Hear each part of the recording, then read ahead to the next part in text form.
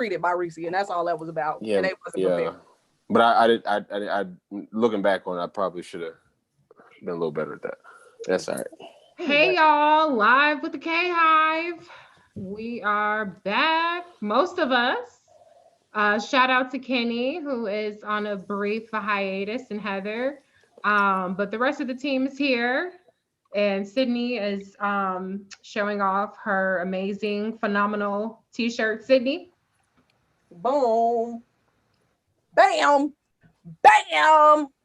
Finally got my phenomenal gear in the motherfucking mail, y'all. I am excited. Shout out to Mina, aka the first niece. The first niece. Well, technically the second niece. The second niece. Okay, right. You're right. Okay, cool. Yeah. We're almost there. We're almost there. A couple, 4 to 8 years. Y'all see where I'm at, right? Kamala 2020X. Boom, boom. 2020 AKA 47. Right. AKA 47 is still the best. Okay. I want it over now. I say you better copyright that, do something on. That's a good copyright to have. Yeah. AKA 47. Jeez. Yeah. Hey everybody, we're live on YouTube, we're live on Twitter, we're live on Facebook. Thank y'all for joining us. Drew, go ahead and for if you can't tell what Sydney's shirt says, it says arrest the cops who murdered Breonna Taylor, right, Sydney? That is correct. Who killed? And tell us a little bit about the shirt. It's a campaign by Phenomenal. Who does it benefit? I mean, I know, but I'm going to give you the opportunity to tell that since you're wearing the shirt.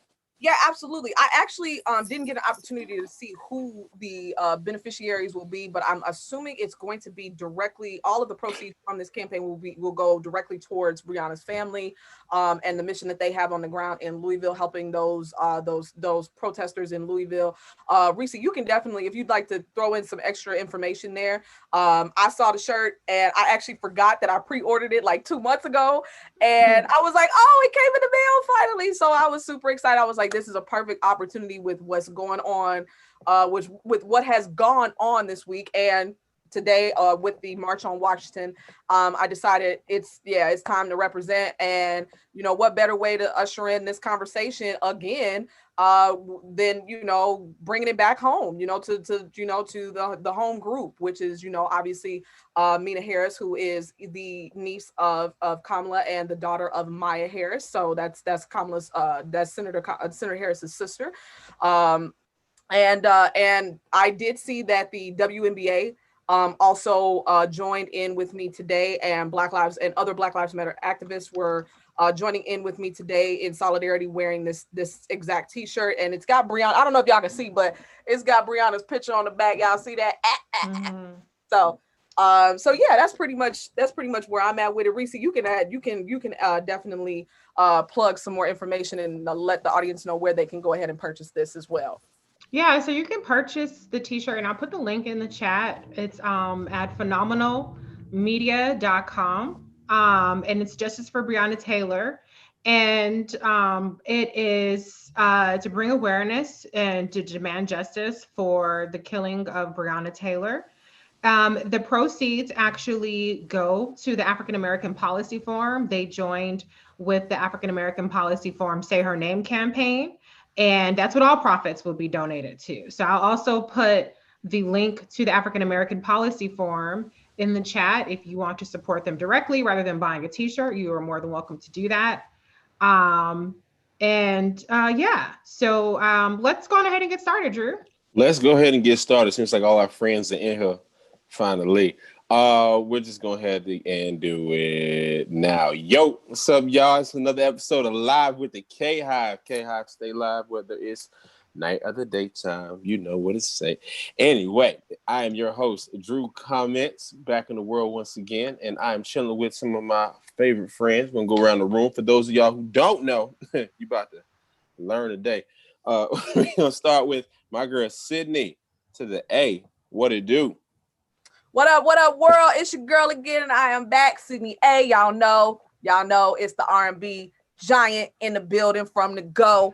And tonight I am drinking in my R&B because we're in R&B boot camp right now. So I got a little Deleon, you know what I'm saying, a little tropical, you know, trying to bring it back to them rock the boat days. You know, it was Aaliyah day this past week. Shout out to my girl, baby girl forever. Shout out to Ashanti, all of the R&B goddesses out there that's making y'all feel a way. I'm on my way with it. And yeah, that's pretty much it. That's what we're doing this week. We got a bunch of topics for y'all, so I'm really excited. We're gonna get started. Sid, I feel like one day we're gonna like turn this on and you're gonna be drinking like some 1942 or something, like, and just I just feel I can see it coming, right? Nah, but for real, that's I ain't mad at you. I ain't mad at you. Oh, it's we also, you know, y'all know what it is. When we got Maya Contreras in the house, in the building, NYC Hello. stand up, what's happening? Well, I'm ready to talk tonight about this ridiculous, horrible thing that was called the RNC convention. So I'm ready to go. Thank you. NYC is talking about the RNC. Oh, Lord. We don't need help. And, of course, I'm going to love it, though. And, of course, y'all know we got Reese in the building, Black Women Views. What's going on, Bruin? Yes, got Bruins. You know, honestly, I've been so busy tonight. I'm not drinking yet. I have my water. So I'm staying hydrated because you got to stay hydrated. But other than that, I'm ready to go. And everybody's asking about Kenny. Kenny is good. Now, what we're not going to do is sit up there and hit up Kenny about all the messages on social media. Oh, Kenny's in the chat. So y'all can say hi to Kenny on YouTube. He's joining us in the comments. And we miss Kenny. We love Kenny. So y'all can message him instead of messaging us, okay? Sounds like a good idea. Sounds like a bomb. Oh yeah, by the way, I forgot to tell you. So right now I'm drinking no alcohol. I have taken it back to Keenan and Kel. Matter of fact, Kel, he loves orange soda. So do I. So yeah. And Kel is from my city, Chicago stand up. Woo, I never knew that. I never even knew that. That's crazy. Okay. Chicago fun facts. All right. So let's get into it. So look, first and foremost, wonderful, joyous occasion, but it also means that where we are right now with Senator Kamala Harris being selected as Joe Biden's running mate, and everything that entails is that we got our work cut out for us. So ain't nothing ended. This is the next round of playoffs, y'all. So we got to go even harder. We're trying to get a Super Bowl in November. Anyway, what has come up recently and lately, and I just want to address this because what has been popular is, though, you know, everybody's been rocking with Live with the K-Hive. Everybody who has been K-Hive online and Twitter, we've been in this game for what? Over a year now, year and a half, some was 2. And we've been putting in the work. Research, reading, putting everything up there to make sure that we understand what's happening, not just with Kamala Harris, primarily with her, but everything that goes around her work in the Senate, bills that she's supporting. And just so happens that her Senate record is one of the most progressive and also one of the most Black-centered records as well. However, it seems that any time that there's an election year coming up, a few Johnny-come-latelys come out the woodwork talking about, well, what's in it for us? What we gonna get? What's going on? I never mind the fact that we have a whole lot of work and a whole lot of research. So I'm going to lead this conversation off, really. And I want to talk about the Black agenda, because this is the question that keeps coming up. Yo, what's your Black agenda? You got an LGBT agenda, you know what I'm saying? LGBTQIA agenda. You got the Latino agenda, you know, the DACA agenda, you know what I'm saying? Y'all doing all that for everybody else. What up? Some people in that accent, some people in others. But let's talk about the Black agenda. So in the Biden-Harris administration, they actually do have a Black agenda, and it's appropriately and affectionately called Lift Every Voice. Now, for those of y'all who don't know, that's the first 3 words to the Black national anthem, Lift Every Voice and Sing. And I think it's very, very appropriate for what we have going on here. So let's just go down very quickly here. I just want to explain to y'all what Lift Every Voice entails, okay? So the Biden plan, now the Biden-Harris plan, for Black America is based on structural, effectual, dare I say, reparations, but just addressing inequities that have been bestowed and carried and burdened by Black people for the last 200, 300 some odd, just as long as we've been in existence here. So it entails this. We want to advance the economic mobility of African Americans and close the racial wealth and income gaps. That's one.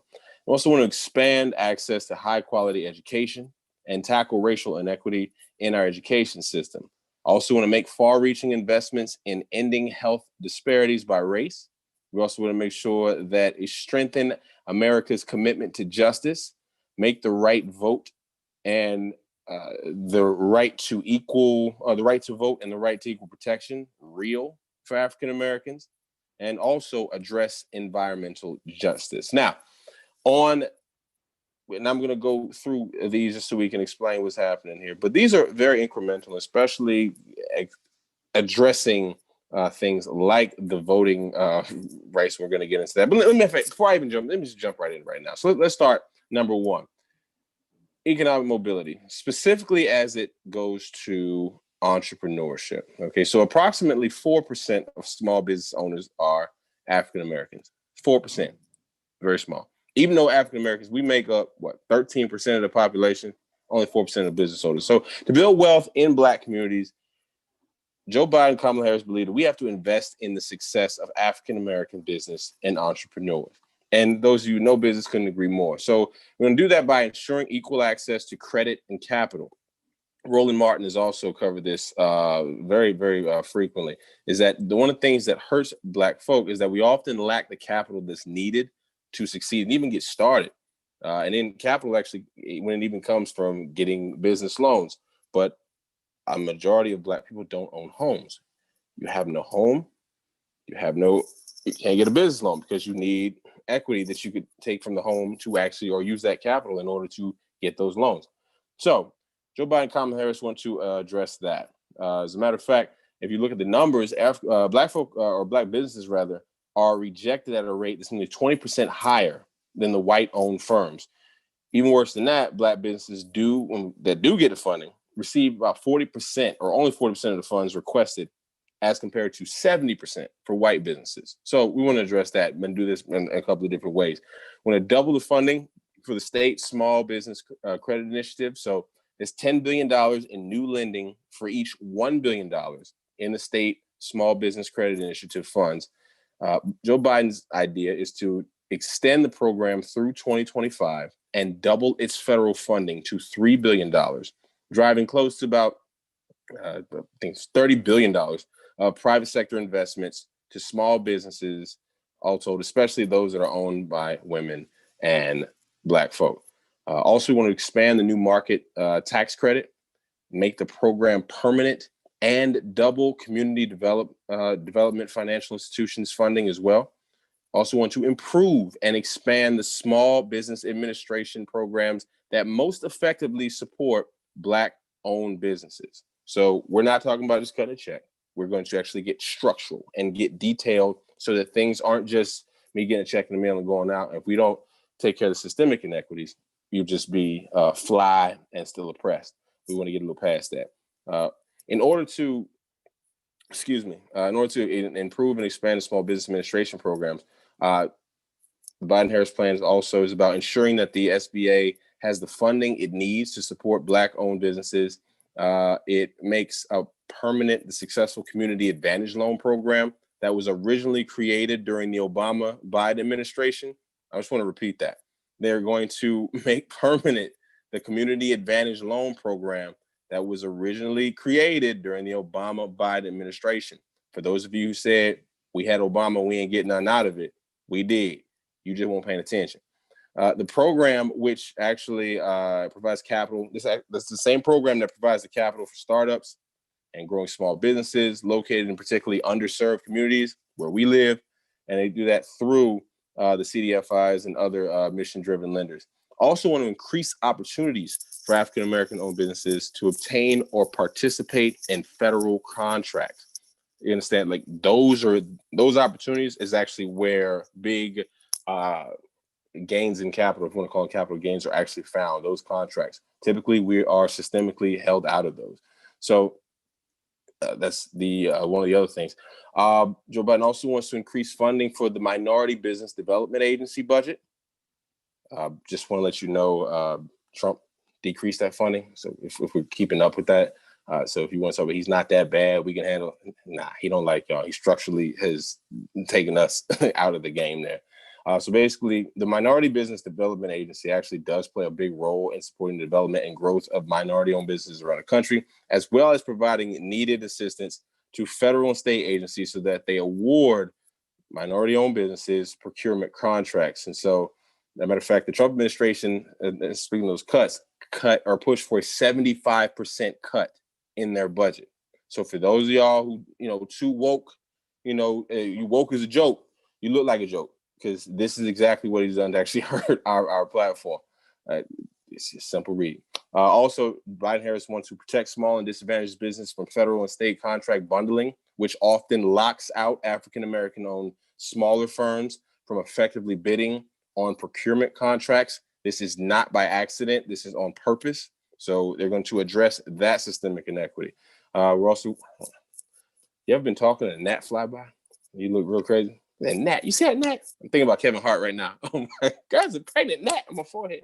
No, so we also want to make sure the economic relief, because of COVID-19, reaches Black businesses that need it most. Keep in mind, this is Biden-Harris, so now we're looking at specifics. People who are not, even though COVID-19 has affected everyone is not equally affected. We have been systemically and also just overall affected more, not just health-wise, but also socioeconomically. Biden-Harris wants to address that as well. And by doing that, they actually want to do by providing Black entrepreneurs and other small business owners technical assistance. So that'll help us to apply for funding, and also as well as legal and accounting support to ensure that our documentation, like the financial records, tax filings, other legal documents, they're all in correct order.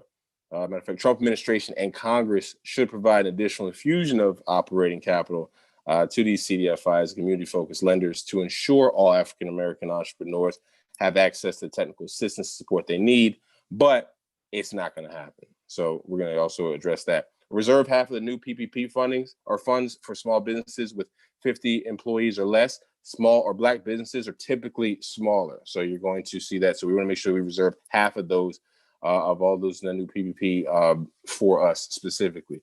We fall into that category. Produce a weekly dashboard to show which small businesses are accessing loans. Anytime you see dashboard and data driven, just make sure, just know that there's a little taste of Kamala Harris in there.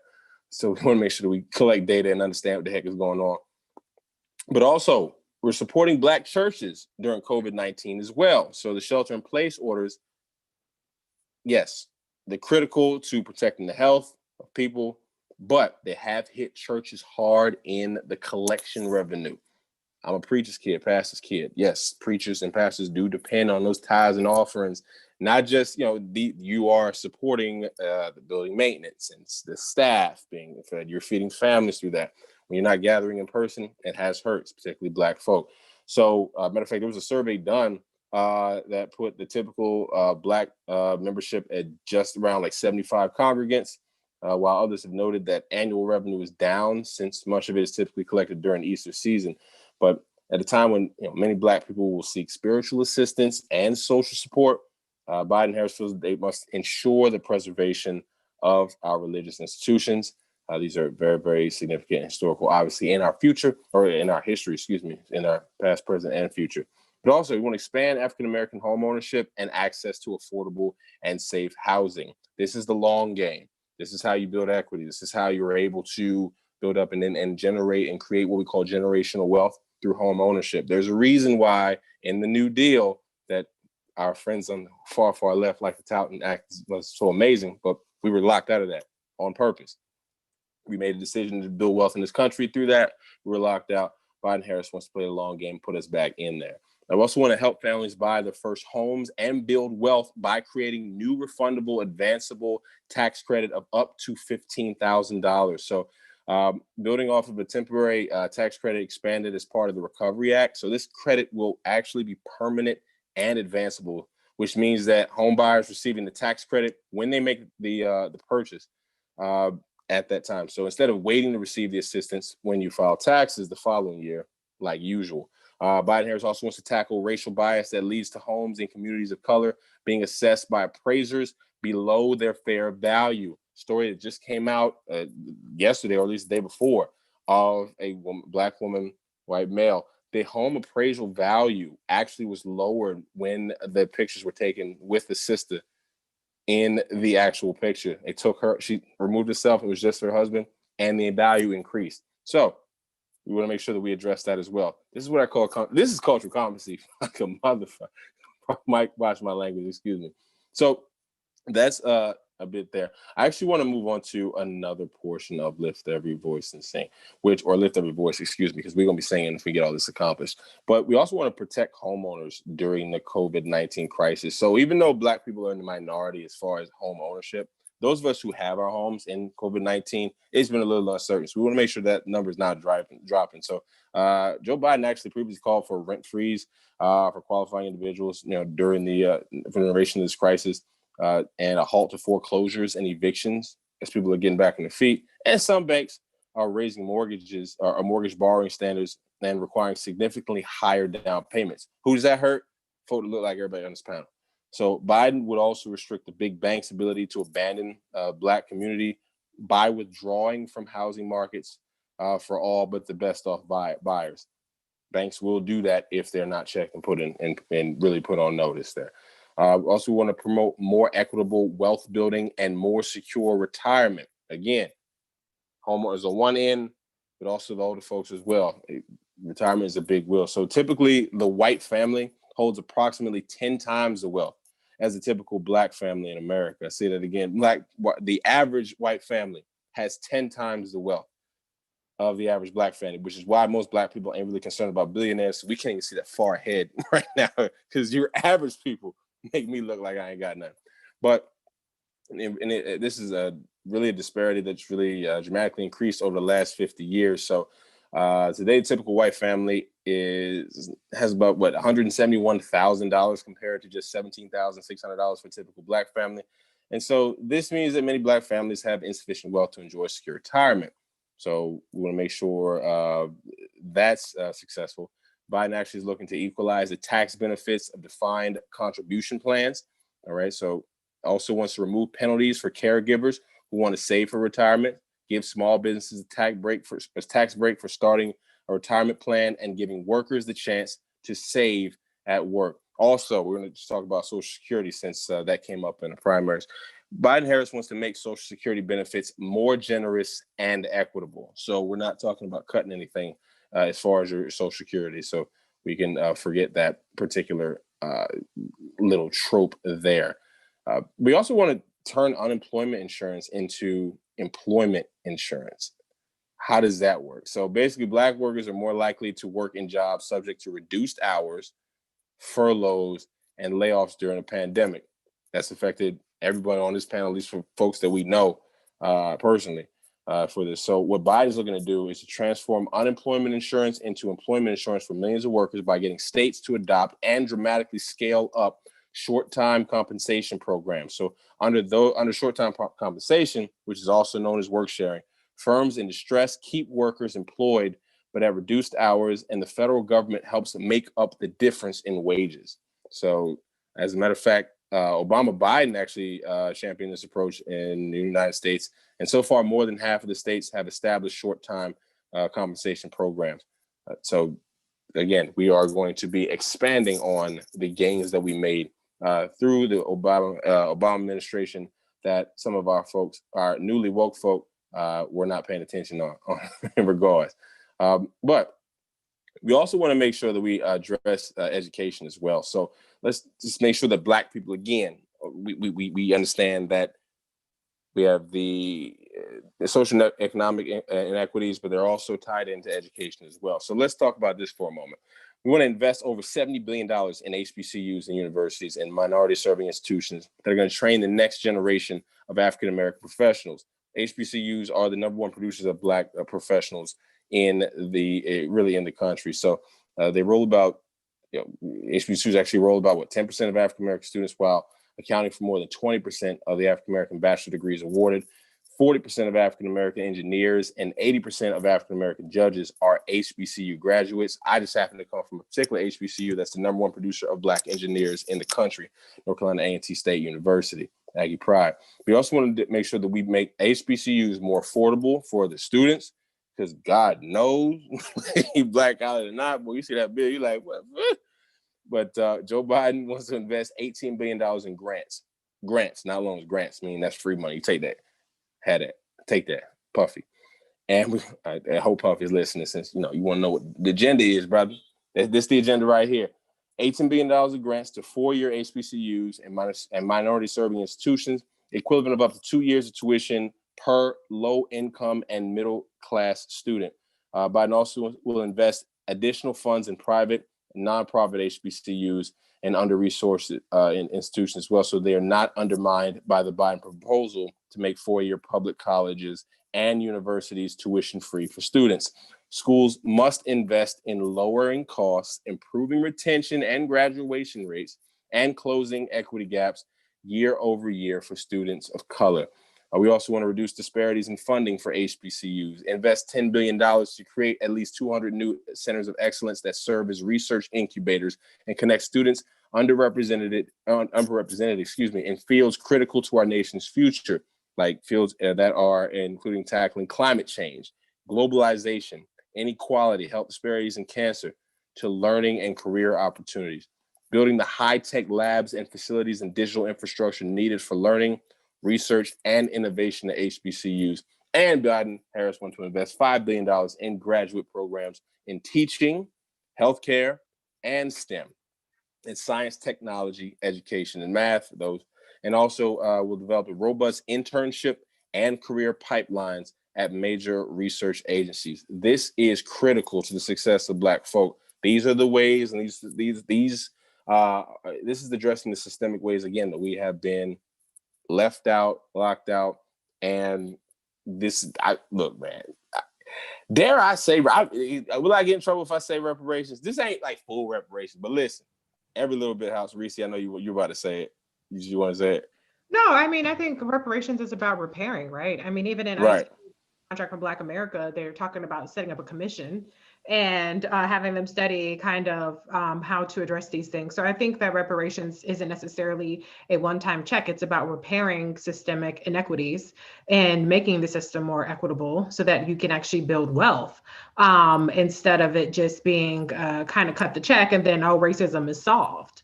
But if you're done, I did want to highlight a couple of things. I know that it was a lot of information that you gave, but just to kind of underscore, particularly the entrepreneurship part, and I'm going to share this really, really great report that was done, and let's see if it goes through. And this is a report on Black entrepreneurship and Black businesses. And I would encourage you all to read it because I don't know if it's going to go through. I might have to do it individually. So, but really what I just thought was incredibly interesting about it is it just really kind of drives home, number one, how important it is for Black entrepreneurship to grow wealth. Here's one portion of it that I thought was really good. There's a graphic in here, and it talks about the changes in median wealth are larger for those who start a business. And it doesn't necessarily mean that they started out with more assets. So if you did not become self-employed, if your starting wealth was $49,000, 5 years later, your wealth would be $78,662, right? And I don't think this is by race specifically, but this is just in general. If you did become self-employed, your starting wealth might be $34,000. But 5 years later, the median wealth, and this is the median wealth, is $113,786. That's a 232% growth versus a 60% growth. And so that is just really interesting data to have to underscore the impact of growing Black entrepreneurship and giving people the opportunity to become entrepreneurs. And then I'll just rattle off a couple of things. We hear a lot about Black women and how they are some of the largest group of entrepreneurs. 59% of all Black firms are Black female business-owned businesses. That's 1.52 million businesses. This is as of the 2012 census. 97% are sole proprietors, meaning they don't that they own their own business. The average revenue is at $13,971. 35% of all Black employer firms are Black woman-owned employer firms. Average $557,000 in revenues, $57,000 in revenues, and average 8 employees.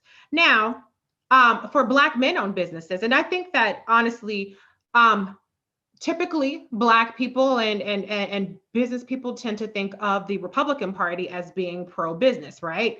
Even though their pro-businesses is really reserved for the very wealthy businesses, not for the sole proprietors, not for the people in the tax bracket of Black businesses typically. But I'll just rattle off some things. I know Senator Kamala Harris today was asked about what would be in it for the Biden-Harris administration for Black men. Well, let's also talk about, in this COVID crisis, we have lost 440,000, or we stand to lose 440,000 Black businesses, okay? Those are businesses that will be shuttering.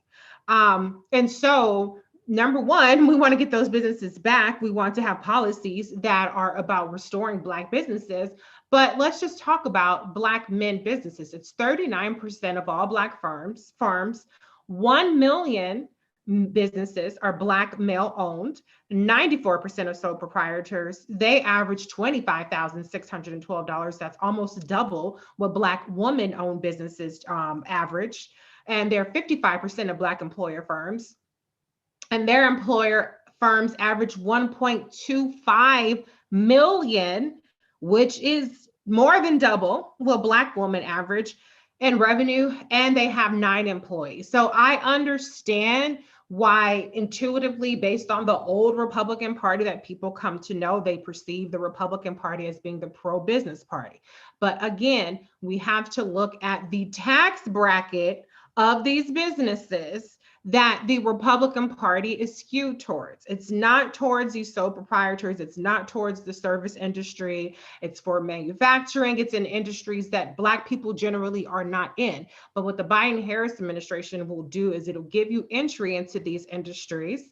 It will give you capital, access to capital, as Drew laid out very detailed. It will give you entrepreneurial skills that allow you to actually keep your business going. And so I'm hoping, I would like to see the Biden-Harris ticket and campaign to really tout their small business plans so that Black men in particular understand that there is a very, very large home for them in the Democratic Party for businesses. Do not think that because the Republicans are the ones known for cutting taxes, my taxes went up because I'm a wage earner.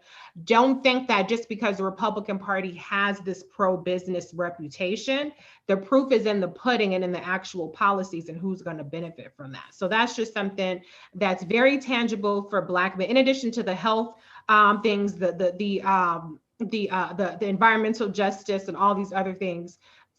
I know that Black men are concerned about business. I know that they're concerned about being entrepreneurs. The Democratic Party is the home of the Black business owner.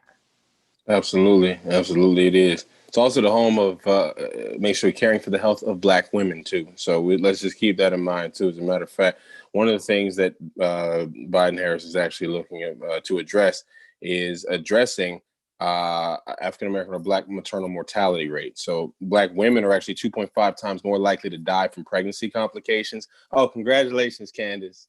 Just FYI. You see this plan? This for you, girl. Even after all of that, look at that. We still got you in mind. Ain't that something? Biden and Harris just some saints. But 2.5 times more likely to die from pregnancy complications than non-Hispanic white women. And so California came up with a strategy that halved the state's maternal death rate. And the Biden plan takes the California strategy nationwide, literally and figuratively. Yes, in regard. So this is another thing that we want to make sure that we make sure that Black women understand as well as being addressed. Also, make sure we're expanding access to reproductive health care, including contraception, and protecting the constitutional right to choose as well. And also doubling the nation's investment in community health centers obviously in our community, especially our elders, we have things, hypertension, high blood pressure, other things because of systemic inequities in eating and health. There are certain things we want to make sure we actually have the proper coverage for that. And also my last point here is that tackling the social determinants of health, because racial health disparities are the result of years of systemic inequality, not only in our healthcare system, but across our economy. Other parts of Joe's agenda are also necessary to improve the overall well-being of Black folks. So, for example, Black folk are more likely to face exposure to air pollutants that cause respiratory illnesses, myself with asthma, that make us particularly vulnerable to COVID-19. So we're going to make sure that those are addressed as well. You can actually look at the entire Lift Every Voice plan. It's on Joe Biden's website. Just go to joebiden.com. You'll get there. You'll see wonderful pictures and videos of him and Kamala Harris, the dream team, as we like to call them. And we'll go without that. So with that said, I want to get into something really quickly here. We saw 4 days of a real live Klan rally. We just didn't see the actual burning of the crosses, which I was a little upset. I mean, if you're going to do it, go all out. Burn crosses on the White House lawn. Don't half-ass it. If you're going to do it, be about it, all right? Jesus said, let your yay be yay and your nay be nay, all right? Put a hood on. Don't fake it. So we saw that. And we also saw, and also want to shout out to Plies, just recognizing that the tactic during the RNC has been about spreading fear. And not quite the same tactic that we saw from the DNC. Maya, I'm just wondering, did you see what I seen at the RNC? You feel me? Yes, I did. Okay. It was grotesque. I will say that. I want to touch on something really quickly that Reese said, and I wholeheartedly agree, which is it is a misnomer that the Republican Party has even ever been about small businesses, and they certainly were never for Black small businesses. But they weren't ever really about small businesses in the past anyways. This was a strategy put together in 1971 by a guy named William F. Brody, who were getting, him and a couple of other conservatives felt that the liberal mind was taking over society, in that the liberal mind didn't want pollution anymore. The liberal mind didn't want racism anymore. The liberal mind wanted to have choice over our own bodies. And that's what they were disturbed by. So the Republican narrative that started in 1971 was that they were going to be pro small business because it sounded folksy and small town, but they were always about pro profit. They were about their big businesses and how they funnel more money up to themselves. That's not conjecture. You can look it up. You can see the money and how it's changed over the years. They did that. It's been a laid out thought plan. And as far as them being anti-choice, that really didn't start in a huge way until a little bit after Roe versus Wade, but really during the Reagan administration, wherein they decided they were going to start the narrative that they were pro-Catholic and pro-evangelical and pro this, because they were starting to lose more and more Black and Latino people from their party at that point, because there were conservative Black people, and there still are, and there was conservative Latinx people that wanted to be a part, that were conservative, and they liked those ideas. So the reason I say that is because I want to talk about language and demystifying this narrative that the Republicans were trying to put together at the RNC, okay? The reason why I'm saying this is I'm very frustrated that the media is yet not understanding that they are still treating this as if there are two parties. There is not. There is one party that has a platform, that has multiple ideas, that have policy that are going to help every American. Probably not Jeff Bezos, right? He'll still be fine. He'll just have to give up. He'll actually have to pay taxes, right? But it'll help every American. There's that party. Then there is the burgeoning authoritarian regime that have no ideas, They're bereft of morals. They're bereft of ideas. They don't know what they're even standing for anymore. That is not that's not hyperbole. That is what Republicans wrote this week in the Bulwark.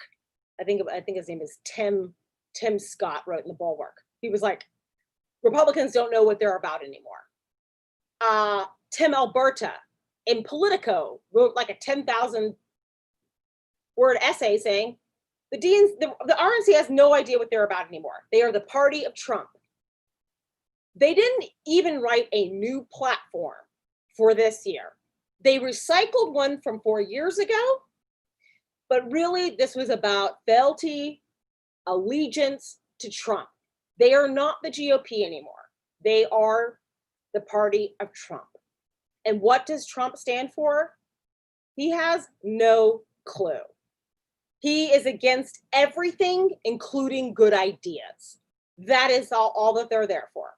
They are so one of the things that Republicans and why they're fighting and they're so caustic is that for a long time, the Republican Party, the last 30 years, has been built on the idea of fighting somebody else. They needed to have an enemy. Democrats were the enemy, Black people were the enemy, immigrants coming into the country were an enemy, and this is how they raised money, and this is how they were able to fund their own pockets. And now the jig is up. Trump is in the White House. They had the Senate, they had the House, and they passed no policies like healthcare. They said they would have passed healthcare. If they had an idea for healthcare, we would have heard. They don't have any ideas. And so what happened at the DNC those 4 days was no ideas. It was just yelling and screaming and racism. Yes, fear played a part of it because, and I think I did a Twitter thread on this. I did a Twitter thread on it. I don't know if any of you read it, but psychologists talked about that conservative brains light up a little bit differently than Democrats do with fear. That's another thing that people who are watching this should know. Conservative think tanks have studied the brains of the conservatives and they know what works for them. This party really is at the last gasp. Black people will be voting for the Democrats overwhelmingly. So will Latino people, so will Asian people, on and on and on. Republicans don't have the numbers to win. That is why voter suppression that's their platform, voter suppression, right? Keep people from using the mailbox. They're throwing everything against the wall. So that's what was having for the 4 days. I'm having an issue with the fact that people on television right now, the people that are the pundits right now, the people that are writing the New York Times are still treating this as if there are two separate parties. There are not. And that's what I'm frustrated. Now, I want to end with talking about language for a second, because I want people to understand some of the words that they're using to try to put wedges in. They talked each night about Marxism. They called us Marxists. They called us socialists. They called us the radical left. This is all that they have. To be called a radical just means you're rooted in some idea and you're looking for bigger changes. It is not radical to not want to die when you're trying to give birth to a child, to wanting good healthcare. That's not a radical idea. The policies that the Democrats are proposing are not radical ideas. Wanting to protect Black people from police violence is not a radical idea, okay? All of the policies that the Democrats are proposing are just basic human rights. So when they say these words radical, it is not the Democrats that are radical. It is very radical for them to defend somebody with a gun, a white person with a gun who walked through the street and shot two dead people down. It is radical to defend that action and to redo that. So I don't want people to get hung up on the language that the Republicans are using. What I want instead is this. We need to be talking as Democrats right now about the policies that Joe Biden is going to be wanting to put together in the Biden-Harris administration. And I will actually end with this, because Reese and Drew have been doing, they have been doing some punditry on different programs, and they've been running into people that are new to the political process. For anybody who is new to the political process, I understand that you're not understanding why all this bad stuff is happening right now. And you're really excited because you're learning some new ideas about how politics works or doesn't work. And I say, I embrace the fact that you're moving into this arena. But you have to understand that Biden and Harris are not going to fix everything, because no president in the United States does that. What they do at the top of the White House is they are the guiding light of what this nation's themes are going to be, ideas are going to be. So what you need to do is you have to be involved the entire time. Like when Biden and Harris win, you still have to be involved. You still have to push for those policies that you're interested in. Like what Drew was saying, these new woke guys or our Ice Cube. I'm not mad at Ice Cube for this. He really wants to be involved.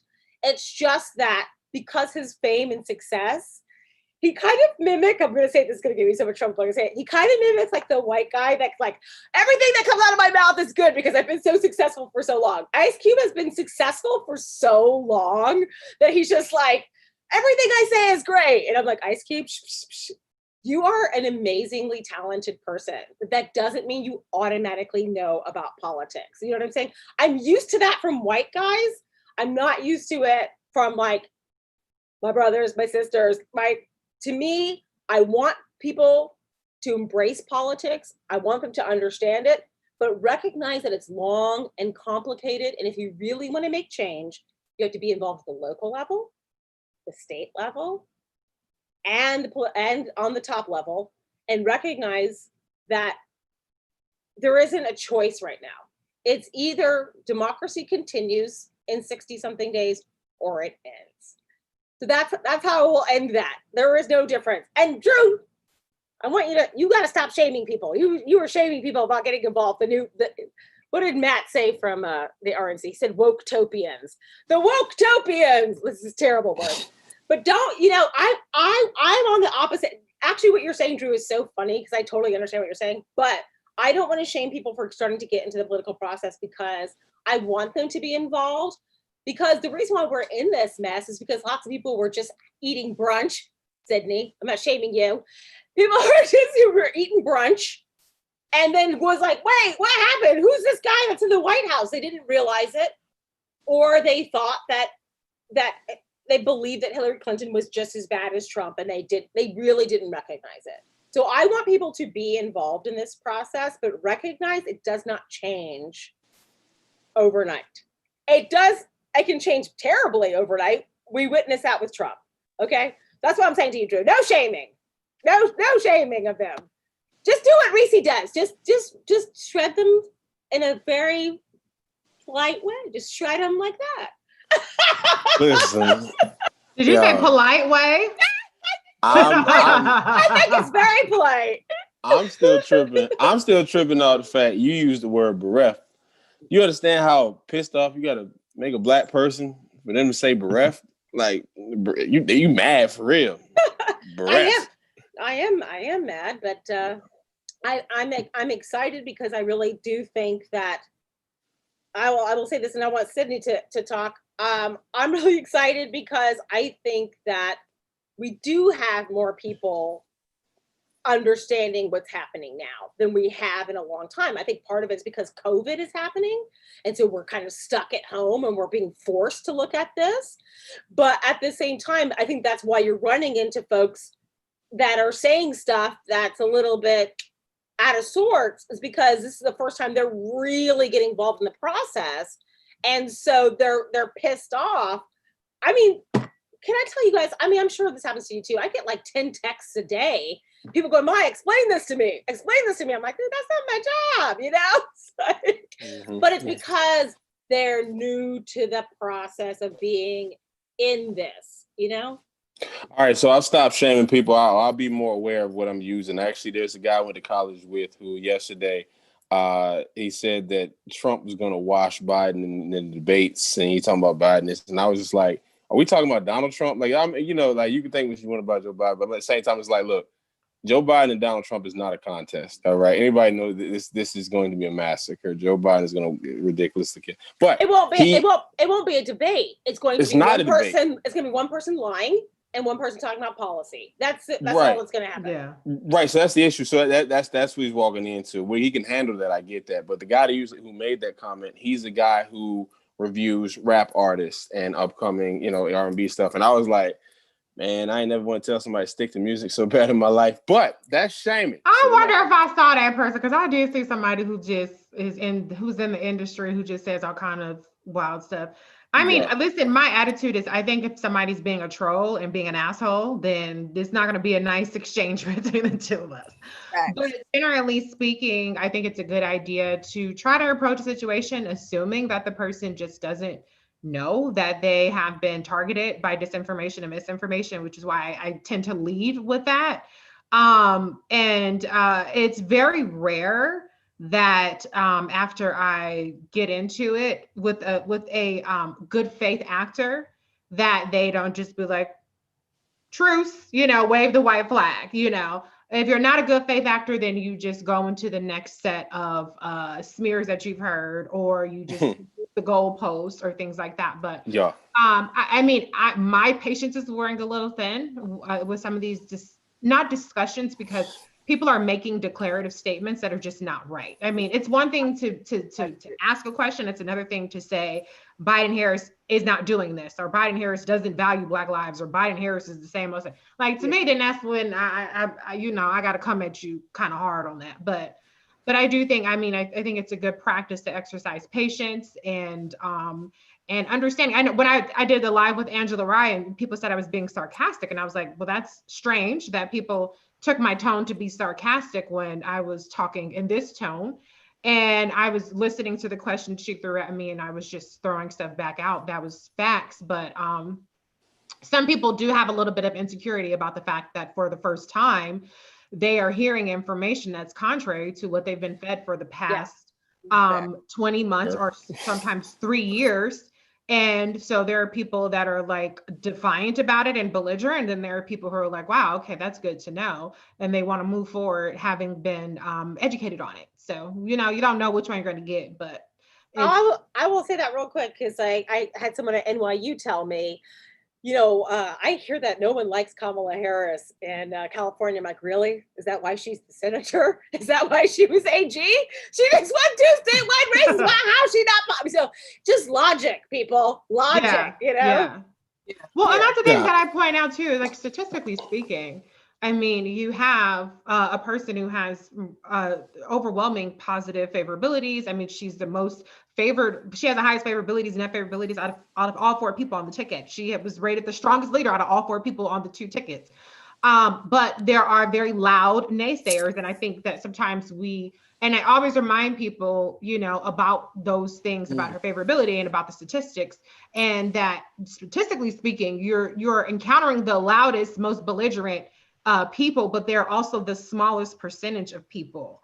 But other people just kind of just go on about their business. It's not a thing to argue about. So I think that's one of the things that we have to keep reminding ourselves. Everybody has an anecdote from their group chat or from whatever, but anecdotes, just like how the media likes to have their anecdotes about that undecided white woman suburban voter that was on the fence until some Dollar Tree went up in flames in some random city, and now they're voting for Trump. Like, come on, this is ridiculous. So we have to traffic in understanding the state of the race and the statistics, and also understanding that just because people are very loud, that doesn't mean that they are the ones who are making up the majority of the voters in the electorate. That's absolutely right. And we also want to make sure that we live in a society that is not bereft of justice. I'm about to be using bereft for everything. Your breath is bereft of good smells. No, I'm joking. No, speaking of which, because we want to make sure we live in a society that's just, and we want to address inequities. Sydney, I want to jump into you real quick, because your shirt is speaking loudly, even though you can, be quiet. My homeboy, when we were in freshman, he said, get to the point where I can take a stand even when I sit down. And you're sitting down, but you definitely take a stand with that shirt on. Obviously, what happened with Breonna Taylor is still tragic and such, but I know that the Justice and Policing Act would do a lot to address that, and even similar acts across the country. I'm gonna have you talk about that. Let's hear a little bit about that if we can. Yeah, absolutely. Thank you so much. And just to kind of popcorn off of Maya's point, I have had plenty of people reach out to me, and I'm gonna be honest with you. I agree with Reese on that topic. I wanted to let y'all, get your chat in before I jumped in because this was, my segment. But yeah, like what everybody, my sentiment is pretty much the same. I mean, I am here to be used as a resource. I dedicated my platform to this. Now I'm pivoting back into music. Briefly, a little bit more than I was prior to the announcement, the VP announcement. But I think folks know when they're, they, when you're asking a question, and when you're coming with disrespect, and so do I. So I can read between the lines. I'm a writer, I'm an artist, so I know how to decipher tone. If anybody wants to hit me up about something, have a conversation, have a real conversation, if you have a real question about something, like, hey, you know what, Sid, I heard this, I'm not sure about this, let me know what you think about it. How do you feel about this, or is this true? All of that is welcome. Please, I'm interested in having a dialogue. I'm interested in having a conversation and introducing folks to new information. But what I'm not interested in is, I'm not interested in any conversations or any condensation. Like I'm not. Sorry, Sydney, can I just interrupt for a second? For Chadwick sure. Boseman's page just posted that he has died of colon cancer. That is just really tragic news. I'll read off the statement. It's directly from his Twitter page. It says, "It is with immeasurable grief that we can confirm that the passing of Chadwick Boseman. Chadwick was diagnosed with stage 3 colon cancer in 2016 and battled it these last 4 years as it progressed to stage 4. A true fighter, Chadwick persevered through it all and brought you many of the films you have come to love so much, from Marshall to The Five Bloods, August Wilson's Ma Rainey's Black Bottom, and several more. All were filmed during and between countless surgeries and chemotherapy. It was the honor of his career to bring King T'Challa to life in Black Panther. He died in his home with his wife and family by his side. The family thanks you for all your love and prayers and asks that you continue to respect their privacy during this difficult time." We give our deepest condolences to the Boseman family. Such a huge loss. Howard alumni, just a remarkable person. I mean, he played all of our legends, right? He played Jackie Robinson, and he's Black Panther, and this is just incredibly devastating and heartbreaking news. So our condolences go out to him and his family. Wow. That is heavy news to bring in. And yeah, as you said, Reese, this is live, live with the K Hive. So this is just breaking news. If you guys aren't, if for those of you who are just joining in, we just received word that our beloved Black Panther and Howard alum Chadwick Boseman has indeed passed away today from stage 3 colon cancer. That is a very tough. That's very tough news to hear. 2020 just doesn't seem to want to let up. And for those of us who are in the creative industry, this is just another devastating loss. It seems like we just can't get a break. But I want to send my sincerest condolences and love to his family. Chadwick Boseman brought so much love to and light to our lives during his time on with us, and he will never be forgotten. He changed, he brought so many people out for that historic moment with Black Panther, and his legacy will continue there. And he, and I'm sure that he has sparked many more seeds in those who will carry the torch later on, the Chadwick Bosemans of the future. But that is very tough news to hear.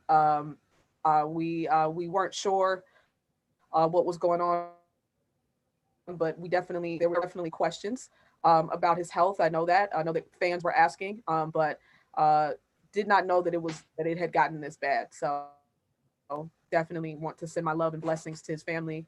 my thoughts are with you and with everyone watching this.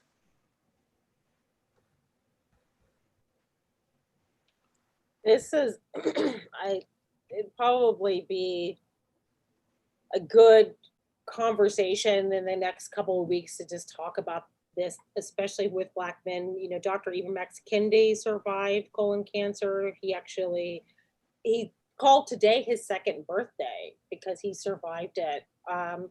When I hosted Dr. Kendi in Washington, D.C. for a conference, his agent then, it was secret then, he's talked about it publicly now, told me, she's like, I just want you to know he's got stage 4 colon cancer. And I was so horrified. His daughter was there with him in his leg, which in between his legs.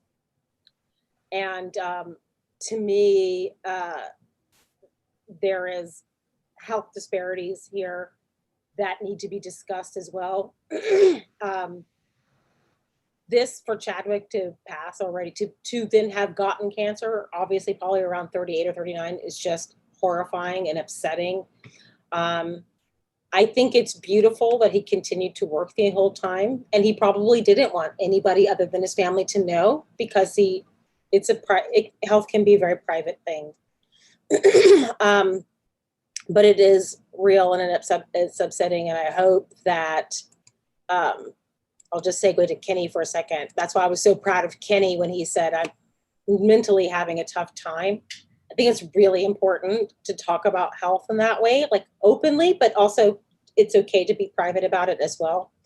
But it's definitely very heartbreaking to hear about Chadwick so young, literally so young, and at the beginning of his career. Anyone who has been in entertainment, Sydney, I know you are, I am, well, now we all are. It's a tough road, so. Absolutely, Maya. I'm at a loss for words right now. I don't even, I'm gonna keep my my statements short tonight, just to honor that, that phenomenal life, and as again, he worked through that disease, and he put a smile on his face every time, even when, he looked disinterested. We now know that perhaps he was absolutely excited to be there, but maybe that was just, a symptom of what he was, dealing with at the time. So I hope that changes some folks' views of, him, and how, sometimes he may have looked kind of out of it, during interviews in the last couple of years. Maybe that'll put some perspective for those who had questions.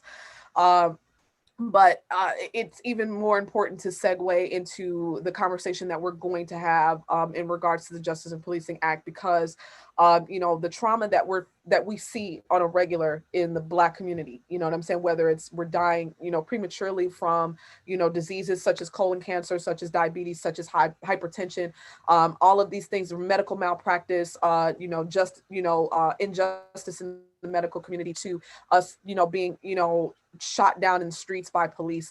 All of these things add to the deterioration of the quality of life for Black and brown people in this country.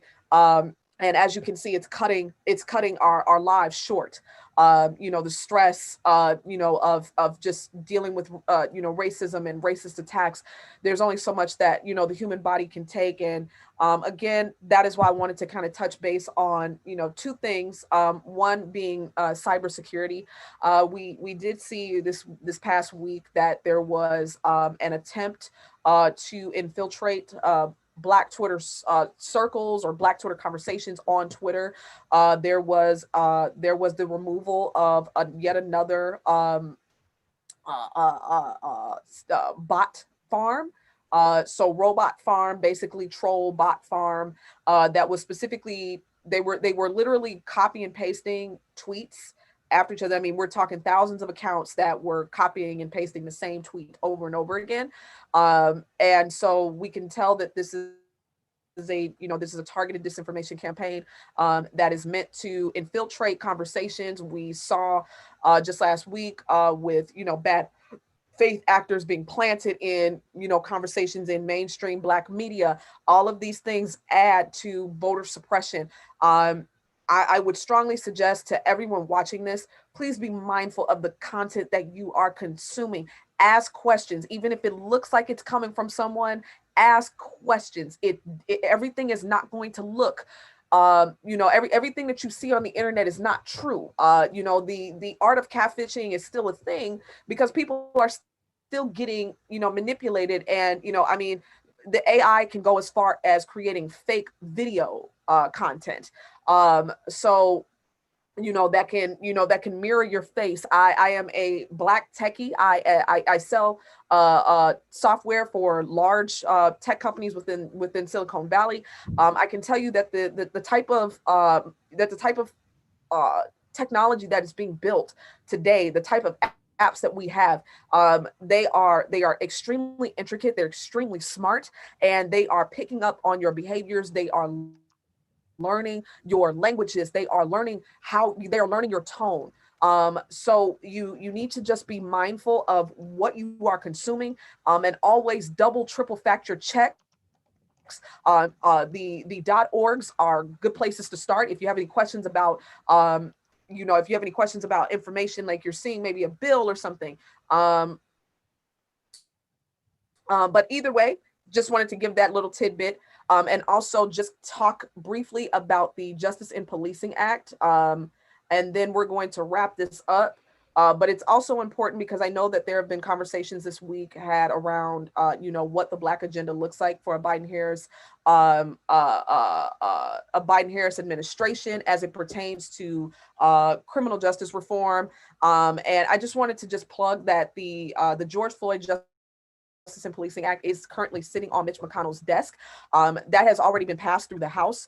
And what it entails in short is, we need to have this brought to the Senate floor to end qualified immunity, require body cameras, ban chokeholds and no-knock warrants, hold police accountable in court, establish a framework to prohibit racial profiling at the federal and state and local levels. So that's just a breakdown of what an overview of what it entails. There are many more details if you guys want to visit, if you guys want to Google HR 77120 and read the full report in full. But people, that's pretty much it in a nutshell. It's there. That is the platform that the Democrats are proposing. In contrast to the non-platform that the RNC is proposing, and it is a clear difference. Joe Biden and Kamala Harris are making the case for reforms, for necessary reforms, and like to Maya's point earlier, for basic human rights. This is not radical. This is the right thing. And if you're still not sure about what their agenda looks like, I would strongly encourage that you visit congress.org and take a look at some of the things that Kamala Harris is talking about on her congressional website, on her Senate website, and please feel free to reach out to any of us with any questions. We're here as a resource, and we're happy to help at any time. Sid, I think you just said that you wrapped it up right there. It's the right thing. It's the right thing. And we're about getting human rights. So I want to thank everybody for joining us tonight with Live K Hive. I'm Drew Comments. We've been here with Sydney, Maya Contreras, and Black Women Views. Reese's in the house. It's going to be a somber tone that we sign out today. But hey, everybody just stay safe and tell somebody you know that you love them. And y'all be well. Take care.